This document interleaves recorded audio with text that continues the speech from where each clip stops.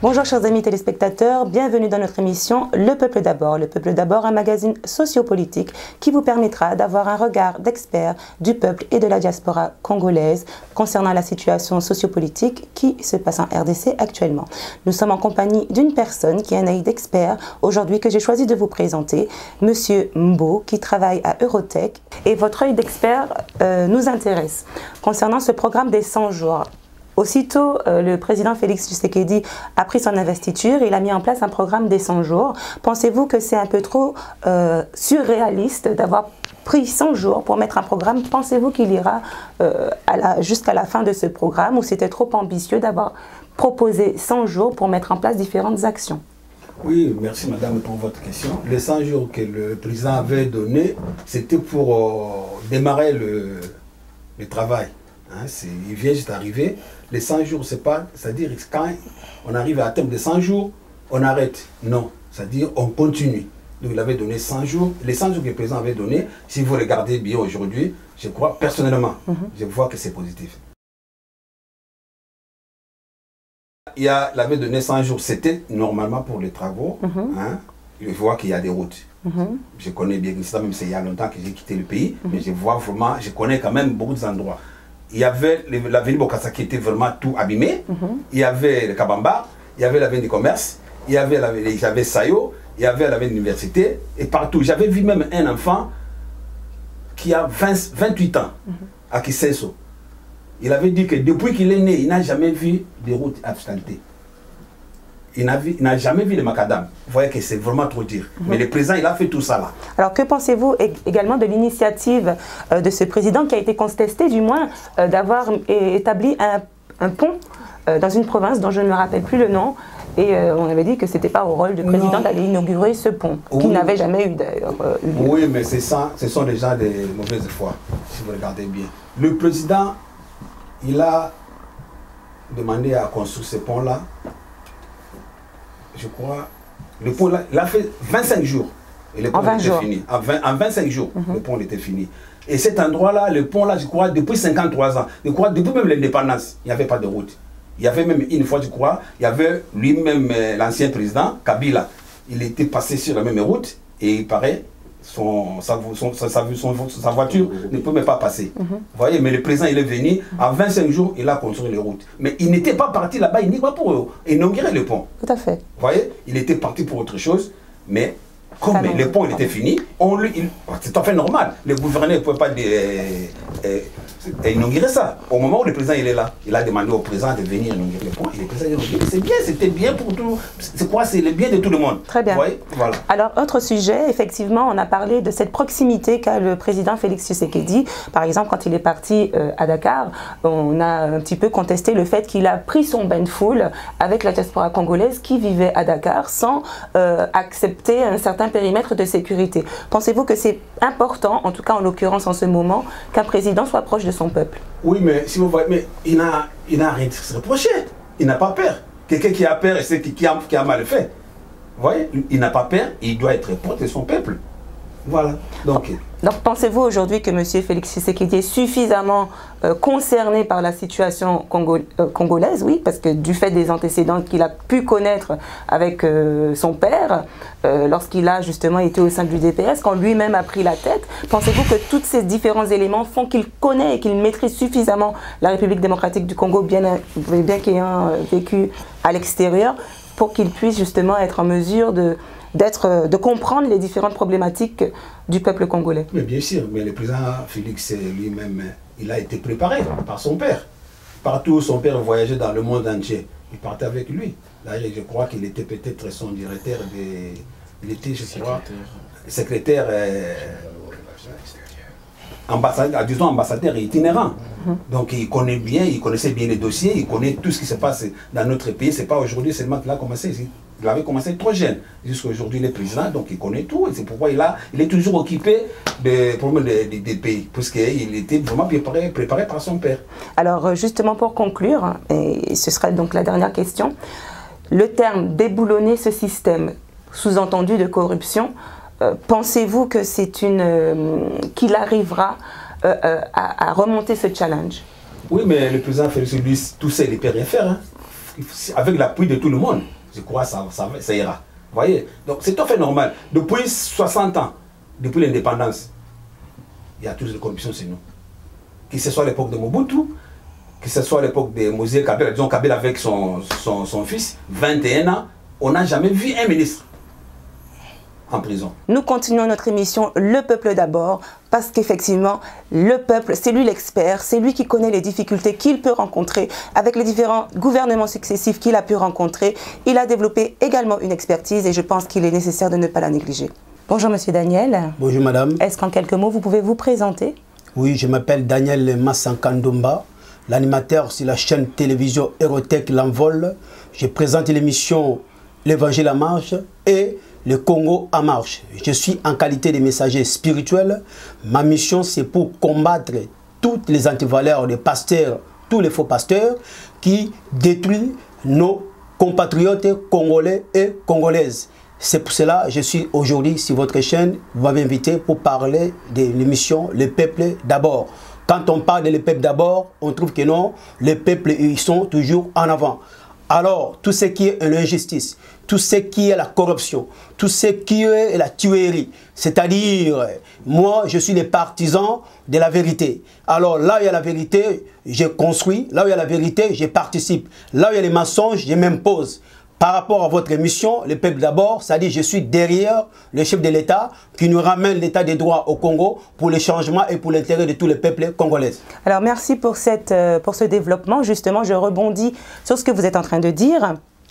Le président Félix Tshisekedi, depuis son investiture, a insisté sur le fait qu'il allait mettre en place des mesures pour déboulonner un certain système qui perdure en République démocratique du Congo. Qu'en pensez-vous? Est-ce que vous pensez que c'est quelque chose, une promesse en tout cas, qu'il va tenir? On reconnaîtra l'arbre par ses fruits. Par rapport à 32 ans de Mobutu, le pays était chaos, les Congolais sont beaucoup souffreurs. Alors, régime de Kabila, là, on ne parlera pas. C'est-à-dire les prisons ont été bien remplies par les innocents. Alors, par rapport à ce régime de déboulonner tout simplement, c'est l'état des droits. Personne n'est au-dessus de la loi, y compris le chef de l'État. C'est-à-dire la loi est au-dessus de tout le monde. C'est-à-dire avec les Zaïrois aujourd'hui qui sont devenus Congolais, sans l'état des droits, il n'y a rien qui va marcher. Alors il faut que la loi s'applique au pays pour que les Congolais ils puissent se suivre. C'est la loi qui est la délivrance de notre compatriote congolais et congolaises. Très bien. Je félicite le chef de l'État par rapport à sa mission, par rapport à sa vision. Oui, j'appuie. Et je suis derrière cette vision qui continue et par la grâce de Dieu, nous savons bien que non, il va réussir. Alors effectivement, la République démocratique du Congo porte son nom, en tout cas avec noblesse, en tout cas pour le terme démocratie. Une des premières actions qu'a mise en place le président Félix Tshisekedi, c'est de permettre la libération de prisonniers politiques. Prisonniers pour leurs idées, prisonniers parce qu'avec un avis différent au sens courant. Alors que pensez-vous de cette action? Merci madame pour cette question à laquelle vous venez de me poser. Quand on parle de la liberté d'expression pendant 32 ans, aucun Zaïrois il a osé de parler librement. Si ce n'était pas le Tshisekedi Wamulumba, que son âme repose en paix, c'est lui par contre qui est venu pour ouvrir le peuple congolais la bouche. On était de moutons et on a commencé à parler. Alors aujourd'hui, par cette grâce que nous avons eue sur notre tête, chef de l'État, qui est là, les démocrates, oui, l'IDPS, il va être exemplaire parmi au Congo. Si l'IDPS lui-même, il n'arrive pas à respecter le nom qu'on appelle IDPS, progrès social, croyez-moi, l'état de droit n'existe pas. Mais je crois à cela que le chef d'État a bien dit que non, je ne cracherai jamais dans le combat de mon père. Signifie que le peuple congolais, soyons-nous unis derrière le chef de l'État. Il va bien accomplir sa mission au Congo et le monde entier et le monde, ils vont parler. Il a bien dit encore que non, je vais bien déboulonner tous les systèmes diaboliques au Congo. C'est la corruption. Alors aujourd'hui, tout Congolais, il a la liberté de parler. Les prisonniers, les innocents, ils sont dehors. Les coupables, ils vont rester en prison. Alors justement, rebondissant sur cette parce que vous avez parlé de deux choses. Et moi, ce qui m'intéresse en l'occurrence, c'est cette ouverture de l'expression.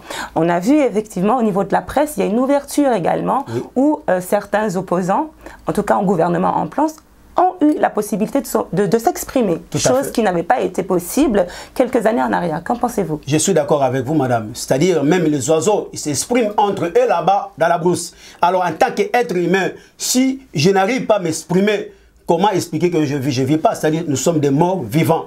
Bravo, bravo, bravo, bravo. Moi, je continue toujours à dire que non, c'est la grâce, c'est la visitation de Dieu au Congo, avec le président Fatou Béton déboulonné. Oui, je suis derrière cette vision pour déboulonner, déboulonner, déboulonner. Quand on dit déboulonnage, la liberté d'expression va s'exprimer dans la bouche de tous les Congolais. Alors, il a même bien dit que non, j'accepte les critiques. Celui qui accepte les critiques, c'est-à-dire il va avancer. Alors, si, permettez-moi madame, moi je suis homme spirituel. C'est-à-dire si nous lisons dans les Proverbes 29, verset 14, la Bible déclare et dit que non, un chef qui juge son peuple avec équité, il consolide à jamais son pouvoir. Alors, je voulais dire aux Congolais que non, comme il y a la justice, ça commence à s'expliquer au Congo, c'est-à-dire nous rentrons dans le changement au Congo. C'est la délivrance pour le peuple congolais. Alors justement, vous avez parlé effectivement de cette lutte contre la corruption. Alors il y a deux faits marquants que j'aimerais citer. En l'occurrence, le conseil qui a été mis en place pour pouvoir remettre les biens aux personnes qui ont été spoliées de façon injuste. Ça, c'est la première des choses qu'on a pu voir. Mais également au niveau des autorités en place, on leur a demandé de remettre un rapport sur le budget qui leur avait été imparti et de dire un petit peu ce qu'ils ont fait, en fait, comment ils ont managé ce budget qui leur a été imposé afin de faire des travaux d'État. Donc, pensez-vous qu'on est en bonne ligne pour combattre cette corruption qui sévit dans la République démocratique du Congo? Merci, madame. Le président de la République, il a bien dit son discours aux États-Unis. Il a dit que non, je vais combattre la corruption, je vais établir la paix dans toute étendue du Congo. C'est-à-dire, il est dans le bonne marche. Alors, à tout ce qui se concerne, tous les dirigeants qui ont travaillé avec Kabila, effectivement, ils ont pillé les pays, ils ont détruit, mais ils sont sanctionnés partout dans le monde entier. Mais nous faisons les coalitions. Coalition signifie qu'il faut suivre les visions du chef de l'État. C'est lui qui est le garant principal de décider. Et c'est lui qui va décider et tout le monde ils sont derrière la vision du chef de l'État. C'est-à-dire l'État des droits, on les pardonne tous, compteur à zéro, et puis nous allons établir l'État des droits. L'État de droit signifie que non, s'ils vont voler, s'ils vont recommencer leurs vieilles habitudes, c'est-à-dire les prisons à laquelle Tchibala il vient de construire, c'est eux-mêmes qui vont remplir cette prison. C'est-à-dire il n'y a pas de pardon à un voleur, il n'y a pas de pardon à celui qui corrompt. On a vu le changement, ça n'a jamais été produit au Congo. Les Libanais, ils ont été arrêtés, les Chinois, ils ont été arrêtés. Alors, le sans-papier au Congo, ils ont été expulsés. Alors, tout simplement pour moi, je dis ce rêve, ça devient réalité au Congo. Alors très bien, effectivement, un pays ne peut pas protéger son peuple s'il ne met pas suffisamment en place une sécurité. Que ce soit au niveau aérien, comme on a pu le voir, où il a donné ce communiqué en mettant un petit peu en ordre un désordre apparent. En demandant justement qu'il n'y ait pas de vol sans autorisation, en mettant en place ce refoulement aux frontières par rapport à certains étrangers qui pouvaient rentrer, donc, et également au niveau du Kivu, d'aller à la rencontre. Donc ce périmètre de sécurité, ce terme de sécurité, est-ce qu'il est nécessaire pour que la République démocratique retrouve sa restauration en termes d'élan dans ce qu'est en train de mettre en place le président? Tu ne peux pas être en sécurité si, niveau extérieur, on n'a pas coopéré avec nos ennemis. C'est-à-dire, il faut approcher ton ennemi pour bien le gérer. À ce qui concerne les pays frontaliers du Congo, nous ne sommes pas dans la guerre, nous sommes obligés de coopérer avec tous ces pays-là pour que le peuple congolais trouve sécurité intérieure. C'est-à-dire, la paix va être instaurée au Congo, partout dans toute étendue du Congo. Bravo, coup de chapeau, le président, il n'a qu'à continuer à cela. Alors, madame, moi je peux dire une chose, c'est-à-dire, nous avons connu 32 ans de la paix de Mobutu, oui, mais Mobutu l'avait bien dit que non, qu'il s'agit de coopérer avec le diable pour que ces pays ne soient pas divisés, oui, il a combattu toute sa jeunesse pour la paix et la sécurité dans ces pays-là. Nous, on a connu le combat, la division guerre. Après Mobutu, il a dit, après moi, c'est le déluge. Il avait prophétisé le malheur. Mais, à ce qui me concerne, moi, je continue à insister de dire toujours que non. Oui, tous les pouvoirs qui viennent de Dieu, ça provoque les ennemis et des jaloux. Et nous conclurons sur cette dernière question, parce que le temps est juste un peu court. Que pensez-vous de la nécessité de la reprise de la communication de la RDC avec le Fonds monétaire et de la Banque mondiale? On était à l'embargo total depuis ça fait longtemps. Et on a découvert, tout Congolais, elle a découvert ça aux États-Unis avec Christine Lagarde, alors Lagarde plutôt. Voilà, elle a bien dit que non, nous allons coopérer maintenant. On a vu le changement dans votre pays jusqu'aux 3 mois. C'est-à-dire 3 mois à effacer les tableaux de souffrance et de malheur du peuple congolais de 18 ans. C'est-à-dire maintenant, nous sommes à bon chemin. C'est-à-dire, on a commencé tout d'abord par les gendarmes de ce monde, les Américains. Alors, les Français ont compris que non. Oui, comme il est parti aux États-Unis, il est temps maintenant de coopérer avec ce monsieur. Ils ont vu sa volonté.